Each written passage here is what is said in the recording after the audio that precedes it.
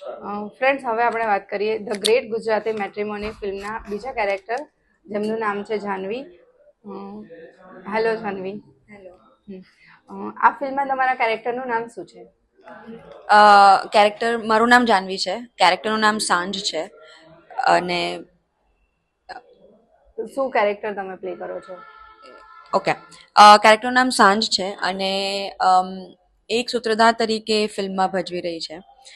એક આર્ટિસ્ટ છે ને 3 ડિફરન્ટ વસ્તુ એક્સપ્લોર કરી રહી છે લાઈફમાં, અમદાવાદ જેવા શહેરમાં જી. રહી રહી છે. અને ધીમે ધીમે બધા જ સાથે જર્નીમાં એ જોડાવે છે અને એક ફેમિલી જેવું બોન્ડ એમની સાથે થઈ જાય છે by the end of the film. Okay.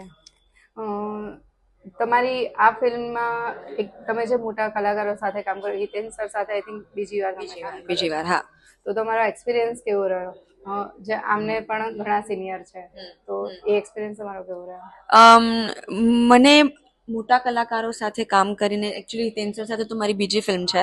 આની પહેલા હું એમની સાથે વેલકમ પૂર્ણિમામાં હતી અને એ મારા ફાધરનું રોલ પ્લે કરી રહ્યા હતા. પણ આમાં તો એક ઇન્ડિવિજ્યુઅલ કેરેક્ટર જ છે એમનું ને મારું અલગ જ. તો બધા જ જેટલા બી મારા સિનિયર્સ છે આમાં, એ લોકો સાથે કામ કરીને મને ખૂબ જ શીખવા મળ્યું છે. અલગ અલગ વ્યક્તિ સાથે અલગ અલગ વસ્તુ શીખવા મળી છે. અને ક્યારે બી મને એવું ફીલ નથી થયું કે આ લોકોએ મને એવી રીતના કે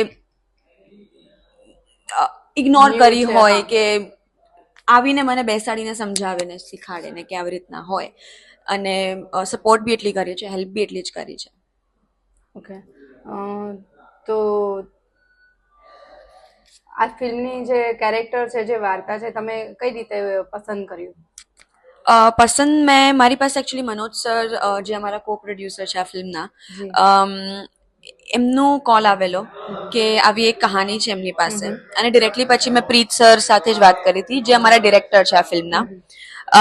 તો મેં ડિરેક્ટર સાથે જ્યારે નરેશન લીધું હતું, ત્યારે મને કેરેક્ટર ખૂબ જ સુંદર લાગ્યું. કારણ કે હું એનાથી એટલે કનેક્ટ કરી શકી, કારણ કે એ એની લાઈફમાં ભરતનાટ્યમ શીખી રહી છે એવું બતાડ્યું છે. ભરતનાટ્યમ અમે વિચાર્યું હતું, પણ કથક ફિલ્મમાં ચેન્જ થઈ ગયું. તો મારે નાનપણથી શીખવું હતું એકચ્યુઅલી ભરતનાટ્યમ અને કથક. તો એના લીધે હું થોડી વધારે એટ્રેક્ટ થઈ. અને પ્રીત સર સાથે મારે પહેલાથી કામ કર્યું હતું જ્યારે એમની વનીલા આઈસ્ક્રીમ ફિલ્મ આવી હતી. તો મને ખૂબ જ ઈચ્છા હતી કે I want to work with this director at least once in my life, and it happened.